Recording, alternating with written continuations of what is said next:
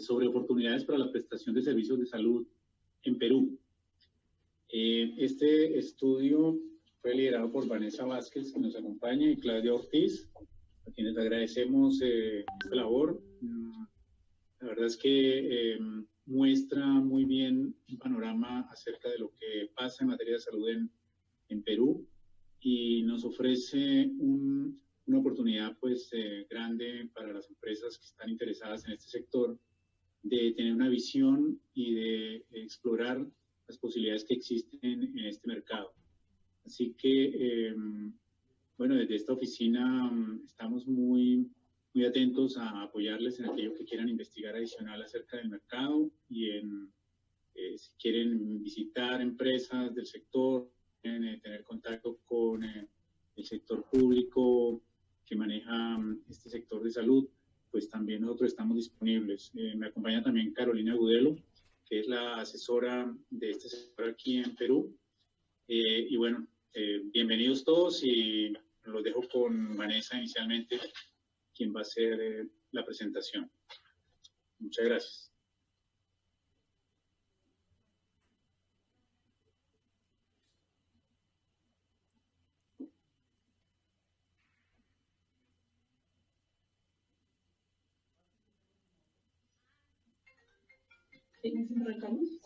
Buenas tardes con todos. Como ya nos presentaron, yo soy Vanessa Vázquez, abogada de profesión, y también con una experiencia de varios años en el sector salud. Vengo trabajando para el sector privado desde el año en que se publica la Ley de Modernización de la Seguridad Social en Salud, en el año 1997.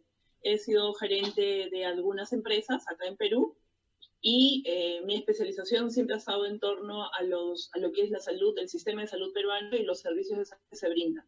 En esta como consultora asociada a TMS, a la consultora TMS, lo que hicimos fue analizar el mercado de la oferta de servicios de Perú, en Perú, y la preferencia de los pacientes a ser atendidos o remitidos a Colombia, en las diversas especialidades que el estudio va a evidenciar.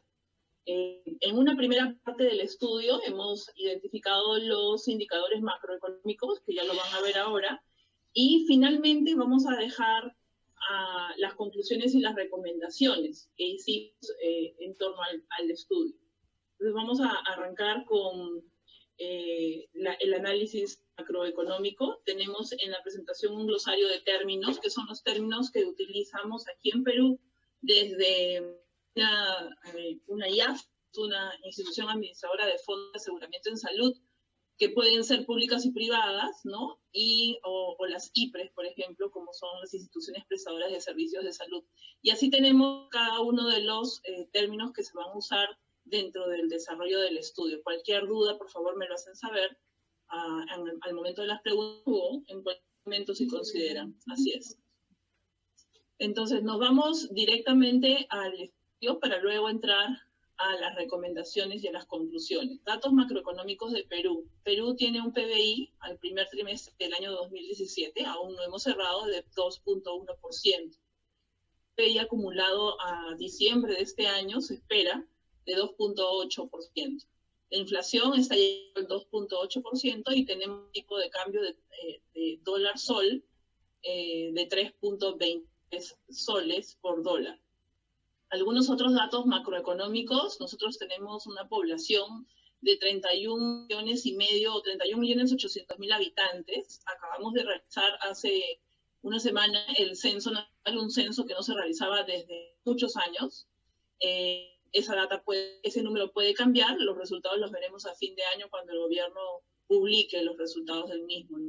Tenemos un gasto per cápita de más o menos de 6.683 dólares, que por persona hacen un gasto menos de 213 dólares, y en soles 697 aproximadamente. El sueldo mínimo vital en Perú es de 850 soles. Eso significa aproximadamente 220 dólares, 230 dólares, más o menos, al tipo de cambio. algunos datos macroeconómicos del país. Tenemos que se proyecta un crecimiento de la economía para este año de 2,8% y para el año 2018 de 3,8%, aunque ya los especialistas tipo el presidente del Banco Central de Reserva, por ejemplo, de Perú, que indica que podríamos quedarnos cortos en el crecimiento y se esperaría un crecimiento de aproximadamente 4,2%. Eso es bueno en relación a cómo ha estado el país durante todo este año, un poco retraído, un poco desacelerado, ¿no? En relación al crecimiento que ya veníamos teniendo en años anteriores. En el segundo trimestre del año, el PBI ha crecido en 2,4% respecto al periodo del año anterior. Esto se explica principalmente por el consumo final privado y las exportaciones de bienes y servicios. El crecimiento de la clase media ha sido uno de los últimos logros, de los logros de los últimos 4 años. Ha pasado de 7,6 millones de soles, que vienen a ser 2,8 millones de dólares, 10,4 millones de soles, 3 millones de dólares actualmente. Ha registrado un crecimiento del 36,5% en relación a periodos comprendidos entre el año 2011 y 2015. La población pobre también ha tenido una reducción importante este año. En el año 2016 exportamos servicios por 5.500 millones de dólares. Esta exportación se debe principalmente a alimentos, transportes turísticos, espectáculos y servicios complementarios. Hay una ley que se ha aprobado para que los servicios sean considerados como exportación y por lo tanto estén inafectos al IGB o al IVA, como le dicen ustedes allá, y sujetos a la devolución de este impuesto. Y se estima que se podrá que el sector en un 28% si se da esa ley para el año 2018. El Ministerio de Economía y Finanzas ha buscado reactivar la economía de diferentes maneras durante 18 meses, ahora ya un poco más. Han planteado reformas de proempleo, mejoras de descentralización y de protección social. En salud vamos a tocar el tema ahorita, cuando entremos al sector salud propiamente dicho. Para el año 2017, el PBI ha crecido, como les decía, 2,1 respecto del mismo trimestre en el año anterior. Y esto se debe a que el consumo final también ha crecido, ¿no? En contraste, el consumo del gobierno se ha reducido en menos 4%, y la inversión bruta fija también se ha contraído. Las exportaciones de bienes y servicios han expandido, han destacado productos pesqueros, agrícolas, mineros, a pesar de, como le digo, de las contracciones ha habido una expansión de los servicios. Las primas de seguros de accidentes y de enfermedades crecieron en 3%. El valor agregado bruto de la actividad de otros servicios también ha crecido 3,3%. Esto es en relación a los datos macroeconómicos del país como tal. Pero si vamos a los datos del sector salud, que es de lo que hoy vamos a conversar, debemos decir que durante el primer semestre del año 2017 se mantuvo como ministra la doctora Patricia García. Hoy, ya a partir del último trimestre del año tenemos otro ministro, sin embargo, a la fecha del estudio todavía estaba la doctora Patricia García, ¿no? Cuyo perfil era netamente asistencial. El ministro que hoy tenemos es un ministro que viene de la Marina, o sea, está en operaciones. Esperemos que el perfil ha cambiado sustancialmente, porque de un perfil netamente asistencial o médico, que es la doctora García, vamos al perfil de un profesor de la universidad y además ex marino de la Marina de Guerra del Perú, enfocado en todo lo que es la operación. La doctora García, bueno, provenía de la clínica de Cayetano Heredia y tenía un enfoque menor, o sea, su enfoque es en gestión referente a la modernización del peruano, ¿no? Esto se ha visto reflejado por los hechos que han ocurrido durante todo ese tiempo. Por ejemplo, a finales del 2016 se difundieron audios que involucraron mucho a asesores de la presidencia con actos de corrupción, ¿no? Que hizo además que todo el sistema integral de salud se contrayera y se frenaran algunas de los proyectos que tenían para hacer durante el año 2017. Hubo una huelga nacional indefinida de médicos que también golpeó el sistema de salud, se llevó a cabo el 4 de julio, dejaron de elaborar más o menos 8.500 establecimientos del sector salud. Los médicos exigían mejoras salariales, bueno, lo que ya sabemos que exigen cuando se dan este tipo de huelgas, ¿no? Dejaron de atender unas 8.000 consultas en el país, eso afectó muchísimo al sector. En este primer año de gestión del gobierno de Pedro Pablo Kuczynski, se reportaron 450 denuncias al interior de la institución del Ministerio de Salud y se sancionaron a 259 funcionarios, ¿no? Otros han sido destituidos y hay otros que tienen procesos penales abiertos. El presupuesto del sector salud para el año 2016 ascendió a $2.200.000. Para el año 2017, el presupuesto de este sector ha subido a $2.5 millones, o sea, un 10% superior al año que se destinó en el año 2016. Sin embargo, pese a que hay más dinero en el sector, el gasto del sector ha habido una reducción del 7,7% en el primer semestre del año con respecto al año 2016. La salud es una de las principales preocupaciones de nosotros los limeños, los peruanos. En todos los diferentes segmentos socioeconómicos del Perú no vemos aún una reforma integral del sistema que nos permita decir que hemos avanzado en relación a países de nuestra región. Llámese Colombia, Brasil, Ecuador, ¿no? Chile, Argentina. No tenemos todavía no hay una diferencia que diga que estamos cambiando. La ley sigue siendo la misma, a pesar de que se publicó la ley de aseguramiento universal, que ahora se las voy a comentar. Podemos evidenciar que las principales instituciones administradoras de fondos de salud son las IAFAS y las instituciones prestadoras de servicios de salud, que son las IPRES. Para que se les sea claro, las IAFAS son las financiadoras, las compañías de seguro, PS, aquellos que financian la cobertura de salud. Y las IPRES son las que prestan el servicio, las clínicas, los hospitales, los centros médicos, en fin, públicos o privados.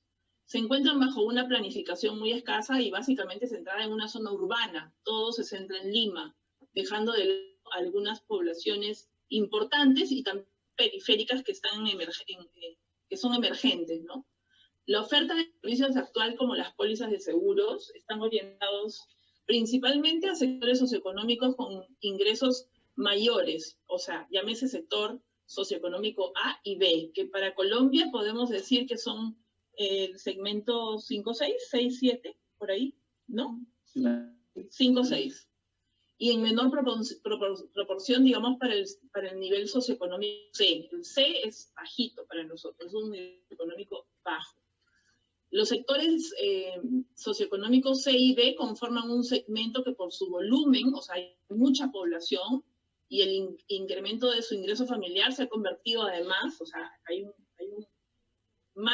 la familia que conforma este sector ya tiene mayor ingreso, genera mayor canasta familiar, entonces se ha convertido en un mercado atractivo para la oferta de seguros. Sin embargo, a pesar de que eso se da, no existe una oferta que alcance y que satisfaga a este sector. Aún las pólizas y las primas de estas pólizas de seguros siguen siendo muy altas para esta población.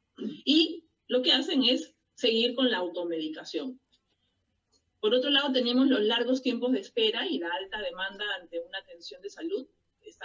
Desincentivan mucho a la población, generando un alto porcentaje de casos que van directamente a la botica, ¿no? La gente que va a los hospitales públicos tiene que esperar mucho tiempo para ser atendido, mucho tiempo, con lo cual lo que hacen es acudir a las farmacias o boticas cercanas a las casas familiares. El Perú ha tenido una penetración de seguros del 1,1% y ocupa un segundo lugar en los países con menor penetración en América Latina. O sea, estamos por debajo. Hasta ahí hemos visto todo lo que es sector salud, datos generales del sector.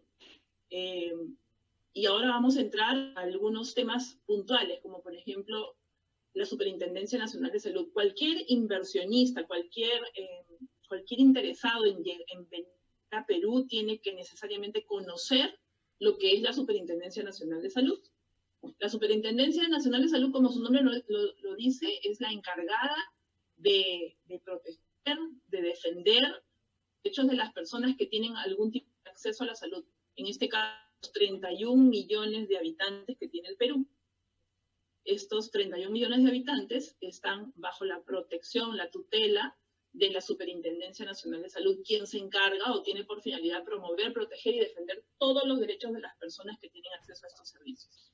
Supervisan además las prestaciones que se otorgan con algunos indicadores de calidad, oportunidad, etc. Para cumplir con esta finalidad, lo que se hizo fue, la ley le otorgó a su salud algunas funciones, ¿no? Le dio poder para que pueda promover, para que pueda proteger estos derechos, buscando la prevención de la vulneración de los mismos, ¿no? Entonces, sobre las IAFAS, lo que hace su salud es autorizar cualquier empresa que quiere venir a financiar planes de salud, pólizas de asistencia médica, tiene que necesariamente estar registrada ante su salud, porque ellos son los que le van a brindar esa autorización.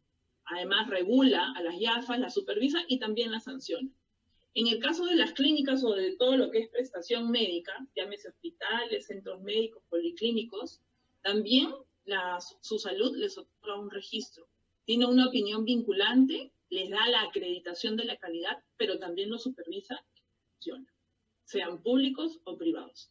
Y finalmente tenemos a los UJIPRES, que son unidades de gestión pequeñas, pero que también están vinculadas a la prestación y también se deben de registrar. Su salud lo supervisa y también tiene la facultad sancionatoria. ¿Son privadas? Públicas, sí. Este es el organigrama de la Superintendencia Nacional de Salud. ¿Qué resaltamos de aquí? Bueno, hasta hoy se mantiene, porque la superintendenta sigue siendo la misma, no ha cambiado, a pesar de que ha cambiado la ministra. Aquí lo que resalta es que se tienen tres grandes superintendencias adjuntas, que son las azules. Yo no sé si puedo, sí puedo marcar. Las azules son las superintendencias de las cuales emanan las intendencias, que son las que actúan en el campo, ¿no? La Superintendencia Adjunta de Promoción y Protección de Derechos en Salud, tenemos un reglamento específico para el cumplimiento de los derechos en salud de los que acceden a los servicios de salud. Es bien rígido y es pro afiliado, siempre. La Superintendencia Adjunta de Supervisión es la encargada de hacer supervisión tanto a la IAFA, que es la financiadora, como a la IPRES, que es la prestadora. Y la Superintendencia de Regulación y Fiscalización es la que se encarga de dar las normas, la que se encarga de administrar, digamos, haciendo un símil, el Poder Judicial del Estado, es la que administra justicia, es la fiscalizadora y la que impone la sanción. Y finalmente tenemos una intendencia de investigación y desarrollo que vincula a todas, porque tiene que ver con los desarrollos de todos los proyectos que se dan dentro de la superintendencia. Eso es lo más resaltante de su salud. Sin embargo, hay otros órganos para que ustedes puedan también conocerlos mejor, ¿no? Las que interactúan con los actores del sistema son estas tres y todas las amarillas que están aquí. En cuanto a nuestro sector salud como tal, tenemos sector público, sector social y sector privado, ¿no? La rectoría de todo este sistema de salud lo tiene el MINSA, que es el Ministerio de Salud, y la supervisión está a cargo de su salud, o sea, la Superintendencia Nacional de Salud. Y en algunos casos, en el sector privado, llámese a compañías de seguros que brindan pólizas de asistencia médica, tenemos a la S o Superintendencia de Banca y Seguros. Los ministerios transversales son los de Defensa, Interior y Ministerio de Trabajo y Promoción del Empleo. Y los fondos de donde salen los dineros para el sistema también son públicos y son privados y también sociales. Dentro de los públicos está el fondo que da el Estado, propiamente dicho, bajo los sistemas del FISAL, el SIS, Seguro Integral de Salud, los fondos que dan las entidades digamos que de las Fuerzas Armadas y Policiales y la Policía Nacional, que son las que ustedes ven ahí, FFIAA, Fuerzas Armadas y Policiales, y Policía Nacional del Perú. En el sector social tenemos a eSalud y las EPS, y ahora les voy a explicar por qué eSalud y las EPS. Y finalmente en el privado, los aportes que hacen las personas a través de los seguros privados. ¿Quiénes son los proveedores de ese sistema? Bueno, tenemos proveedores de red pública, que son hospitales y gobiernos locales, o regionales que también tienen sus propios hospitales. Tenemos la red de clínicas o de hospitales de las Fuerzas Armadas y Policiales y de la Policía Nacional del Perú, cuyo estado no es el mejor. Hoy por hoy, la Policía Nacional y las Fuerzas Armadas Policiales tienen que hacer convenios con hospitales y clínicas privadas para poder atender a miembros de la Policía Nacional y las Fuerzas Armadas porque no tienen una buena infraestructura para atenderlos, ni tampoco son eficientes, ni tienen la oportunidad. Hoy por hoy están en los pasillos sentados en sillas de ruedas o en camillas esperando por una habitación en hospitales, y por eso son trasladados al sector privado. En el caso del Seguro Social tenemos la red de hospitales de salud, y en el sector privado tenemos las redes, los hospitales y clínicas privadas, ¿no?, de los diferentes inversionistas o grupos económicos en el Perú. La población beneficiaria, bueno, todo aquello que sale del sector público a través de los gobiernos regionales y del sistema integral de salud va para la población más pobre, la vulnerable, que es bastante, 51%. Después tenemos a personal de las Fuerzas Armadas y Policiales y sus familias, que es el 0,4%, personal de la policía, que es el 1,5%. En el caso del Seguro Social, solamente, y acá hay una gran diferencia con ustedes allá en Colombia, acá en Perú tienen Seguro Social solo aquellos que trabajan de manera formal, o sea, aquellos que tienen una relación de dependencia con una empresa. No todos tienen derecho a la seguridad social, como si es para ustedes, ¿no?, a través de una ley que obliga a todas las personas a acceder a una EPS, sea esta pública o privada. Acá no. Acá solamente tienen acceso a la seguridad social los que trabajan y los que aportan. Los que tienen una EPS o una entidad prestadora de salud tienen un sistema mixto, porque cuando yo elijo irme a una EPS, que me lo da el sector privado, porque son privadas las que existen en el Perú, lo que hago con el pago es que comparto el pago con eSalud. A eSalud le doy el 6.75% de la remuneración que yo tengo asignada, y a la EPS el 2.25%. Por ese 2.25% tiene que dar la misma cobertura que da eSalud. Entonces eso desincentiva mucho la afiliación en el país, porque primero, solo lo tienen los trabajadores del sector formal y sus familias. Segundo, hay un gasto de bolsillo bastante fuerte, porque si tú le sigues dando el 6.75% a eSalud, y eSalud ya no tiene capacidad para atender a tanta gente, entonces te atiendes a través de tu EPS en redes privadas, el gasto de bolsillo es mucho más fuerte, ¿sí?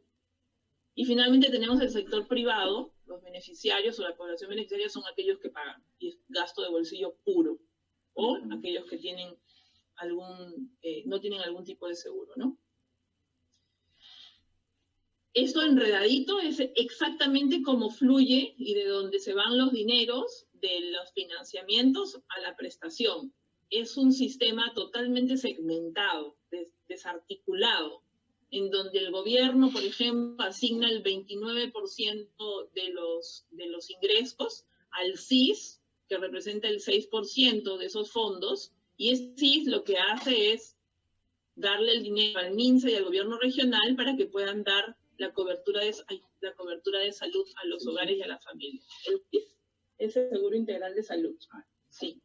Y así sucesivamente, por ejemplo, con la cooperación interna y externa y interna que se tienen a través de agentes financiadores, que pueden ser, por ejemplo, la cooperación belga, que son dineros que llegan de fuera para la cobertura de salud, y que se destinan a los diferentes actores. Por ejemplo, en este caso, esos fondos van para el Ministerio de Salud, para el gobierno regional y para algunos otros, para lo que no es lucrativo, ¿no?, las ONPs y todo eso.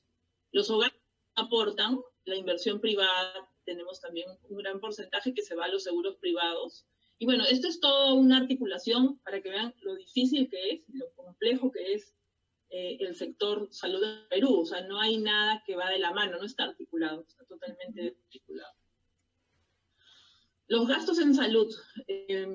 Tenemos un dato para los países de la Alianza del Pacífico que va del año 1995 al 2014. No tenemos mayor información y vemos que Perú siempre está por debajo. Perú es la línea verde, la verde gruesa, y siempre está por debajo de los otros países de la región, ¿no? No logramos avanzar, igual que los gastos en salud, el gasto per cápita.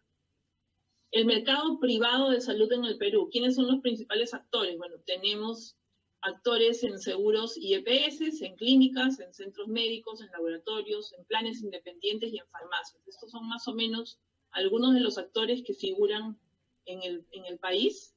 Tenemos ya nuevos actores, el grupo Sanitas también está acá, el grupo La Positiva, que también tiene una nueva EPS, y no se ha movido más durante los 17 o 18 años que tiene la ley. No ha habido mayor crecimiento, son los mismos. El perfil demográfico, bueno, si se dan cuenta, la población de Perú para el año 2016, antes del censo, vamos a ver ahora qué resultados nos da el censo para finales de año, tenía una población en donde la mayor parte se concentraba en población joven, si se dan una pirámide casi perfecta. Hoy se está engrosando la parte media, lo que significa es que la población está avanzando, ¿no? Como sucede en otros países. Enfermedades generadas de AVISA. La AVISA son los años de vida saludables perdidos. Es un indicador de carga de enfermedad. Acá hay alguna data importante. Hemos marcado lo que es enfermedades cardiovasculares malignos porque coincidentemente son diagnósticos cuales se remiten pacientes o se atienden pacientes fuera. Sin embargo, una de las razones o principales categorías de la AVISA es las enfermedades neuropsiquiátricas, que tienen un 17.4%, ¿no? Importante, o las lesiones no intencionales o las condiciones perinatales. Las neuropsiquiátricas son enfermedades que tienen que ver con la salud mental, ¿no? Y esos son más o menos los años. Ahora vamos a ver estos dos del marco rojo, cómo tienen relación directa con los diagnósticos encontrados, por los cuales la gente sale a atenderse fuera del país. En aseguramiento, ¿cómo estamos en aseguramiento? Se dice, en julio del 2017 teníamos el 84.3% de nuestra población afiliada a algún tipo de aseguramiento. Sin embargo, gran parte de esta población, y la vemos en este gráfico, en verde se puede decir, está afiliada al SIS. El SIS, que es el Seguro Integral de Salud, que se supone, se entendería que está destinado a la población más vulnerable, a la población más pobre, ¿no es cierto? No es un seguro que solamente abarca a población pobre, porque como tenemos tanta informalidad, muchos de los informales, llámense taxistas, independientes que no brindan un tipo de contribución con el Estado, se encuentran dentro de este rubro, y eso es lo que infla el nivel de aseguramiento en general.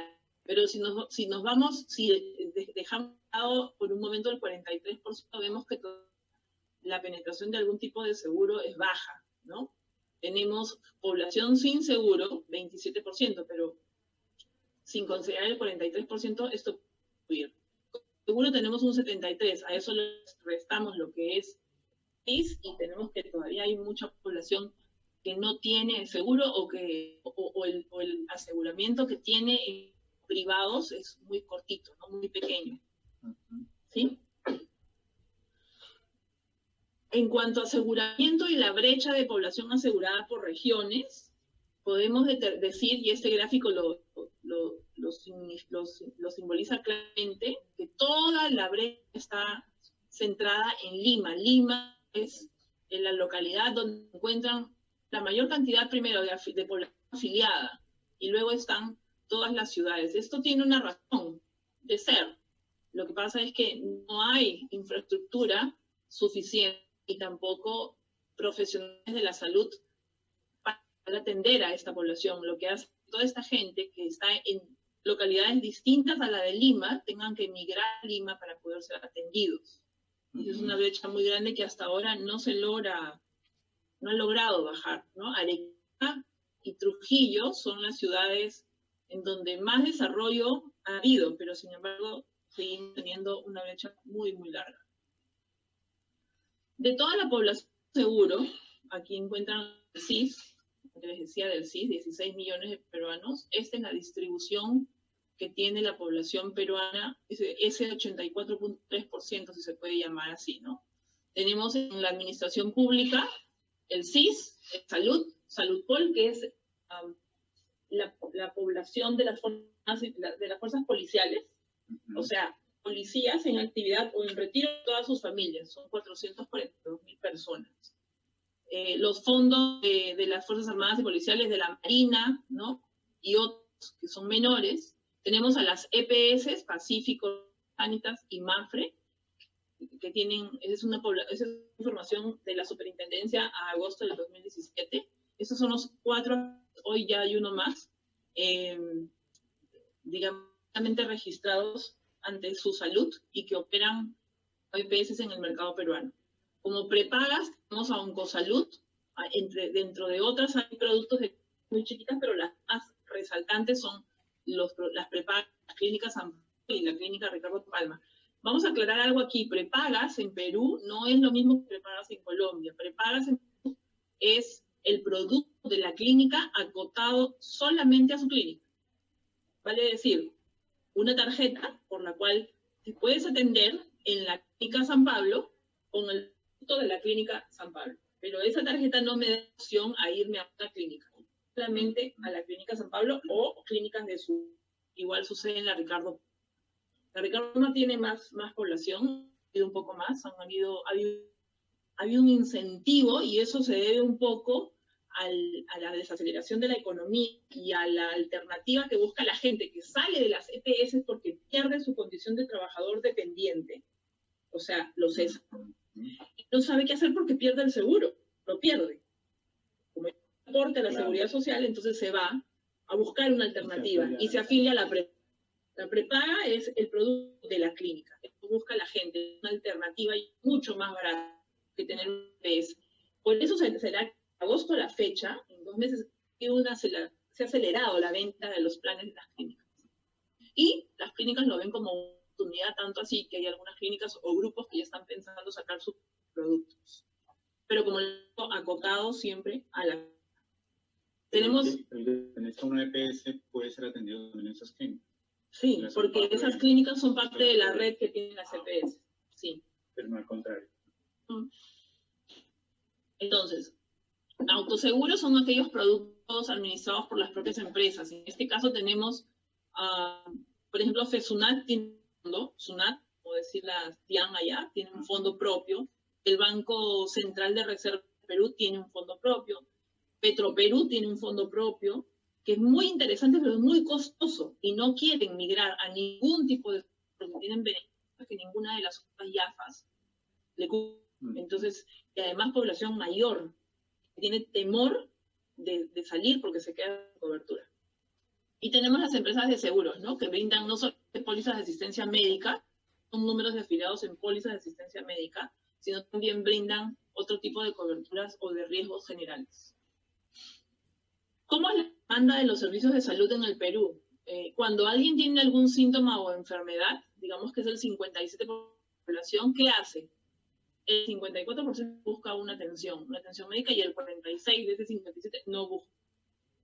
¿Qué hace esa gente? Esa gente lo que hace es acudir a una farmacia, ¿no? A un tío, a un amigo, pero no a la clínica.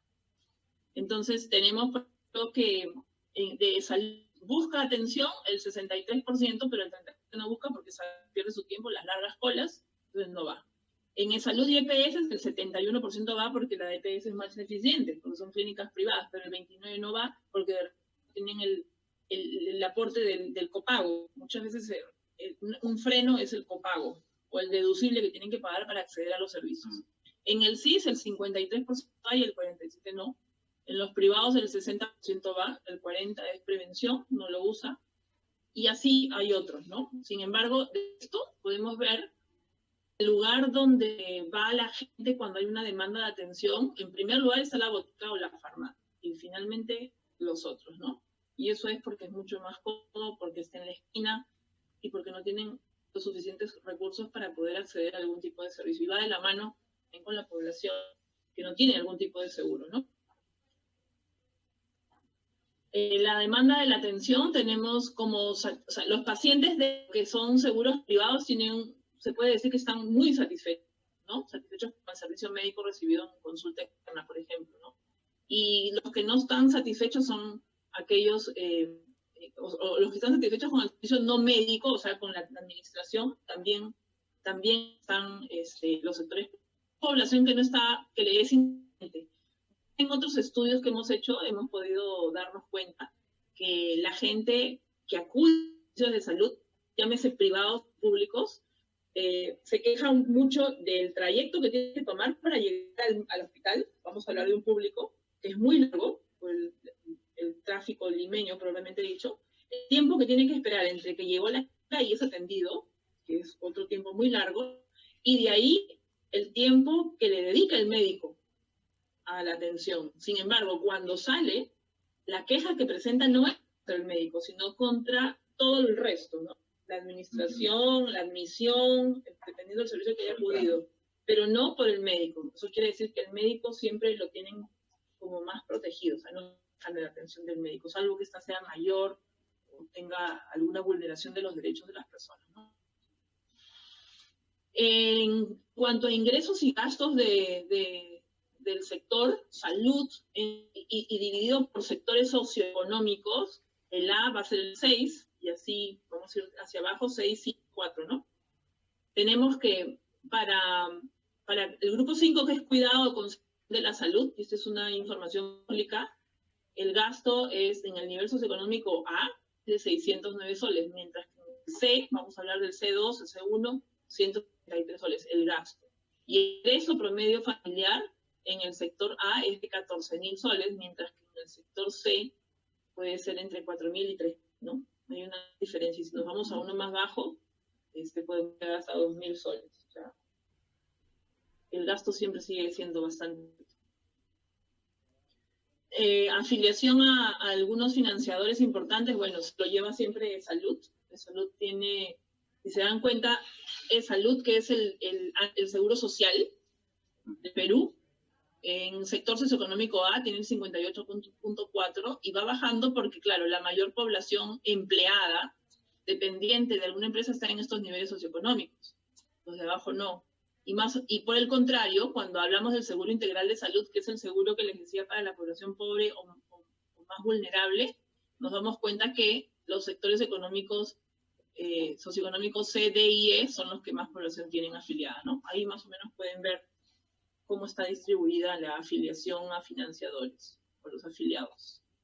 Vamos a hablar un poquito de la estructura del sector salud peruano, ya entrando propiamente dicho al sector. Como les decía, está dividido en dos grandes partes. Las IAFAs pueden ser públicas o pueden ser privadas. Si son públicas, estamos hablando principalmente de tres, principalmente, es Salud SIS y Salud POL, que era la de las policías. Y privadas, los seguros privados a través de pólizas de asistencia médica, ¿no? Familiar. Vamos a hablar de las IAFAs.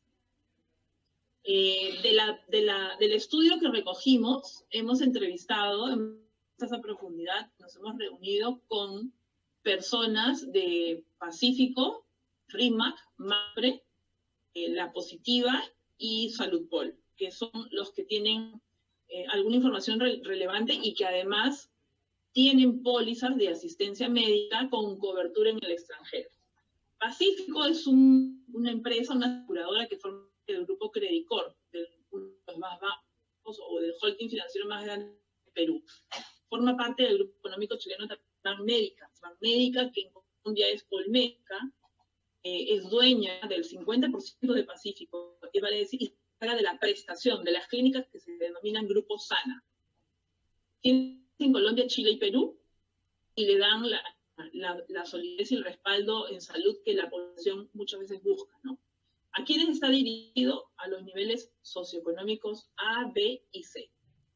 Las pólizas con cobertura internacional solo se dirigen a los niveles socioeconómicos A y B.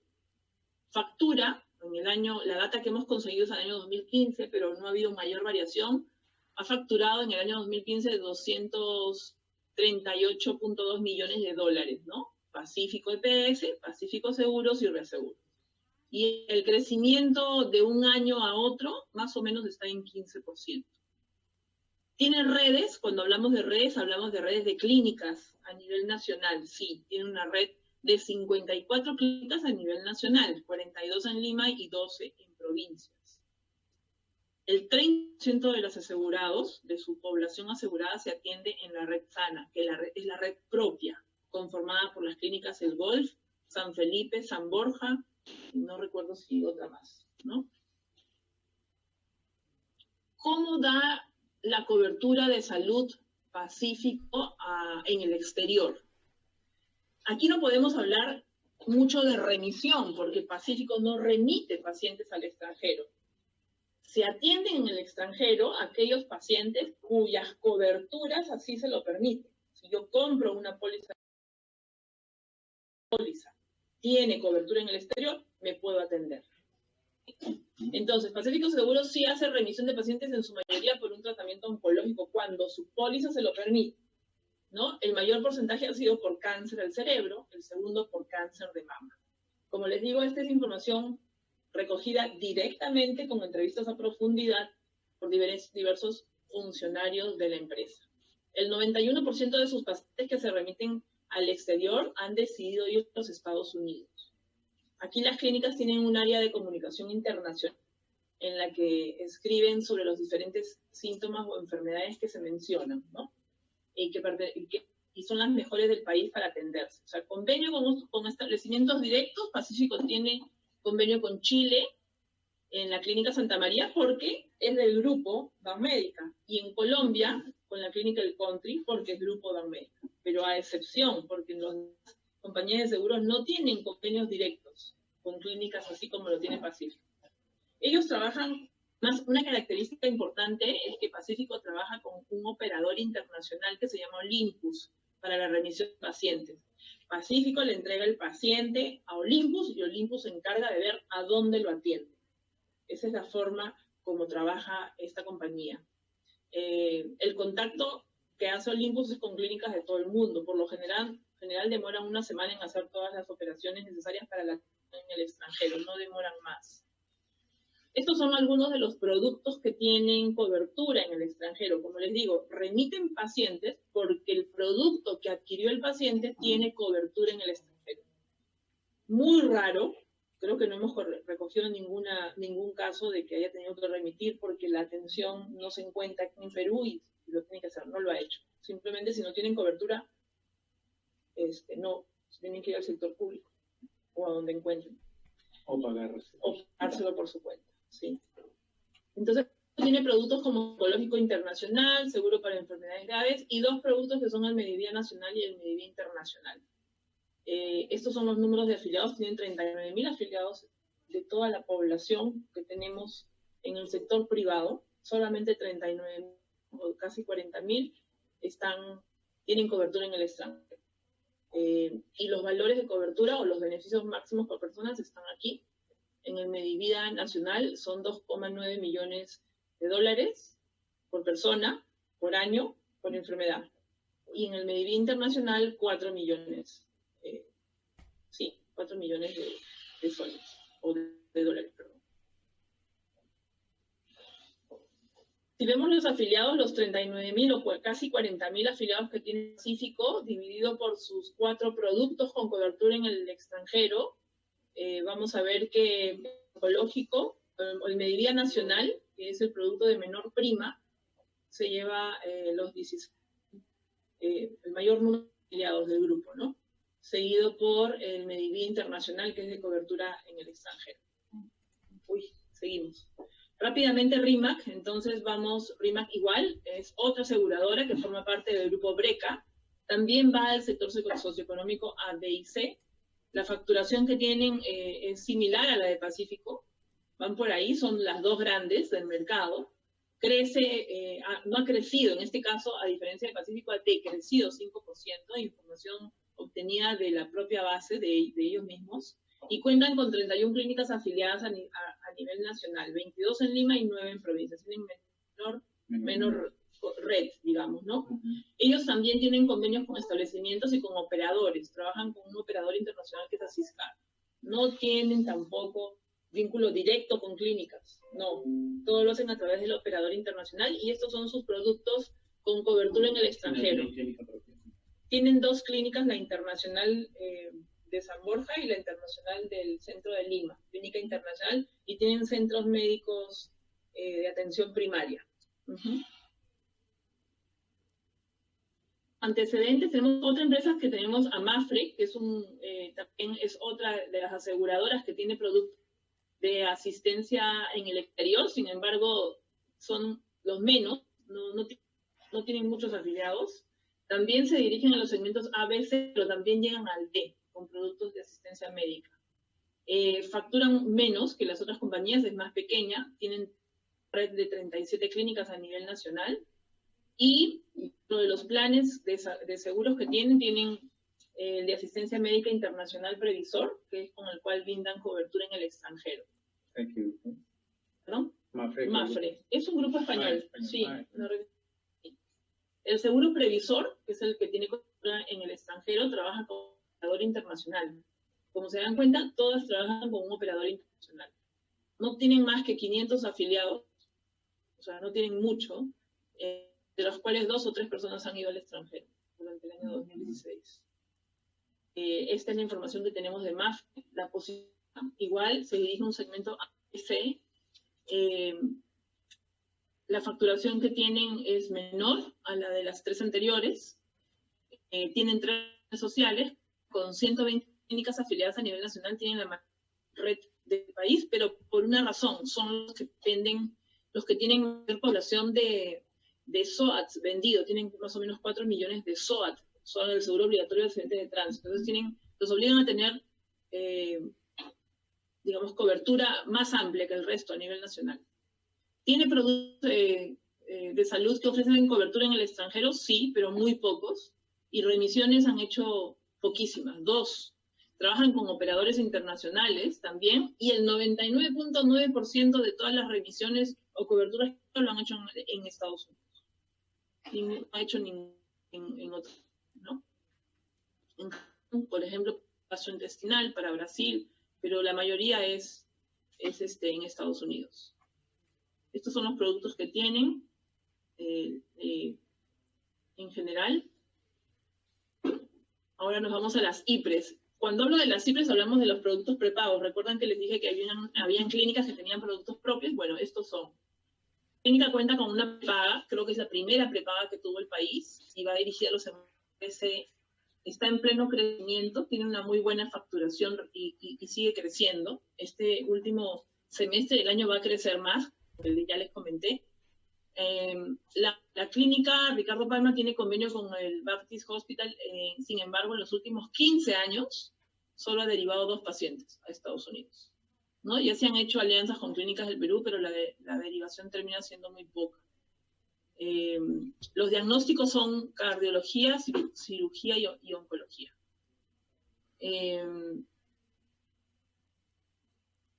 La clínica San Pablo, que es un complejo hospitalario que cuenta con 5 clínicas en Lima y 2 en provincias, está dirigido al nivel socioeconómico ABD, solo tiene un producto, y las coberturas que tienen en el extranjero es solo por emergencias, y con un tope, $30 a nivel nacional, ¿no?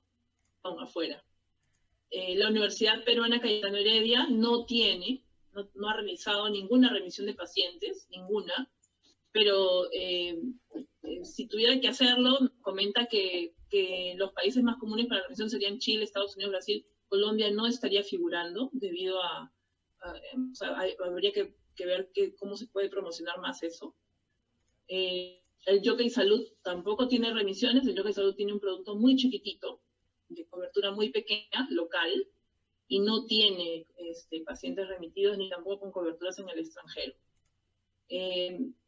Quisimos traer una lámina de una cobertura internacional que es a través de Best Doctors. Best Doctor es una opción que hoy el mercado peruano está tomando en cuenta, muy en cuenta. ¿Por qué? Porque tiene coberturas que se comparan con las de RIMAC, los productos de RIMAC y de Pacífico, que son superiores, y los costos de primas son menores.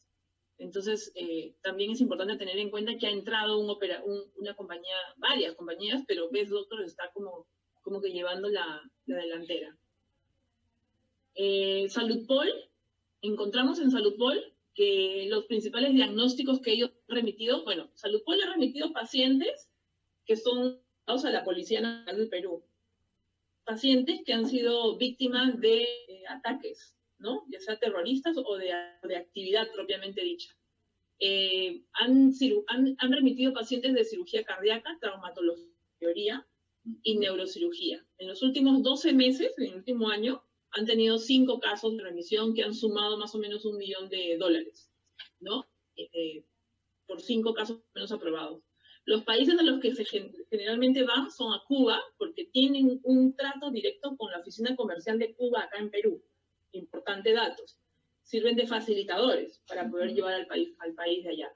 Argentina y Estados Unidos. La estrategia de SaludPol, a diferencia de los otros, es negociar directamente con los centros de salud. En Cuba, como les digo, tienen una oficina comercial en Perú, en Lima. En Argentina tienen el Hospital Austral y en Estados Unidos el Cleveland Clinic, con los que tratan directamente, a diferencia de los otros actores que hacen a través de operadores. Este es el procedimiento, no voy a entrar al detalle, es tedioso, hay que pasar por muchas instancias para poder entrar, esto es más o menos complicado, porque el sector público es el que más remisiones hace, ¿no? Y hace tratos directos, pero es realmente engorroso.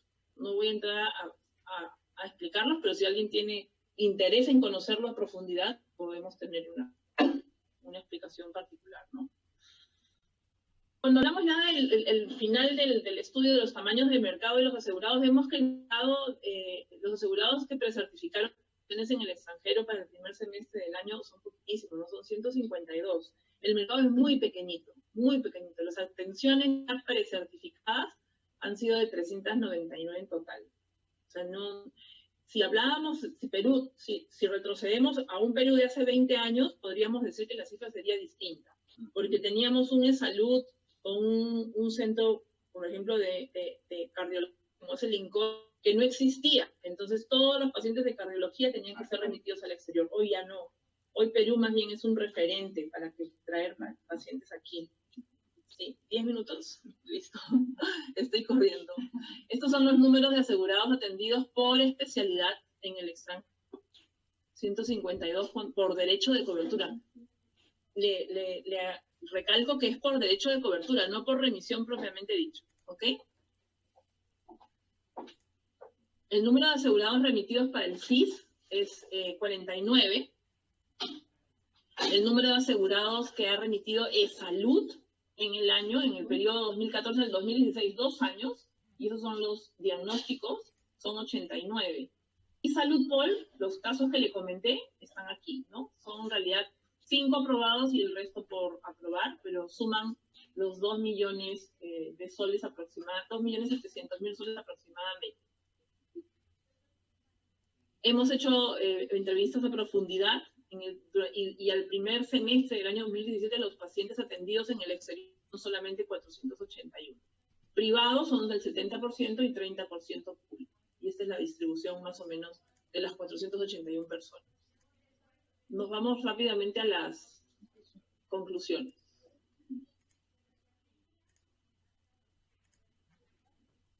Ok, entonces después de haber hecho todo el estudio, nosotros llegamos a la siguiente conclusión, ¿no? Que las IEFAS públicas y privadas otorgan cobertura en el extranjero por remisión o por derecho a cobertura según póliza. Las IEFAS públicas realizan las remisiones al extranjero a través de convenios directos con hospitales o instituciones directas. Las privadas no realizan remisiones, lo que hacen es ofrecen atenciones en el extranjero a través de intermediarios, pero porque sus pólizas se lo permiten. Las atenciones en el extranjero de las IEFAS públicas son exclusivamente a través de remisiones y las IAFAS privadas son por decisión propia del paciente, excepcionalmente por remisión, pero muy excepcionalmente. Científicos Seguros en el primer semestre del año ha tenido 152 atenciones y los principales diagnósticos han sido oncológicos y de cardiología. MAFRE ha tenido 2 atenciones, a Estados Unidos principalmente. Los pacientes la región con mayor demanda para atenciones en el extranjero son Brasil, son Argentina. No hubo mención de Colombia entre todos los entrevistados. Y las especialidades más comunes por las que se mira al extranjero como una opción son oncología, neurología y cardiología. Cardiología pediátrica, trasplantes hepáticos de médula ósea. Los operadores internacionales son Olympus, Sumet, Bupa, AXA, entre otros. Los costos de esas atenciones en el extranjero oscilan entre $100.000 y $800.000 por caso, ¿no? En el sector, los costos de las atenciones en el extranjero, por el contrario, están entre $30.000 y $700.000. Para el primer semestre del 2017 se han atendido 481 pacientes en el extranjero. El asegurador peruano busca rapidez y facilidad para hacer la remisión o atención en el extranjero. Por tal motivo busca a los operadores internacionales. Para el paciente privado, el incentivo es la cobertura de la póliza de asistencia médica, los copagos deducibles, las facilidades que se les da, mientras que para el público no hay ningún incentivo ni tampoco posibilidad de elección.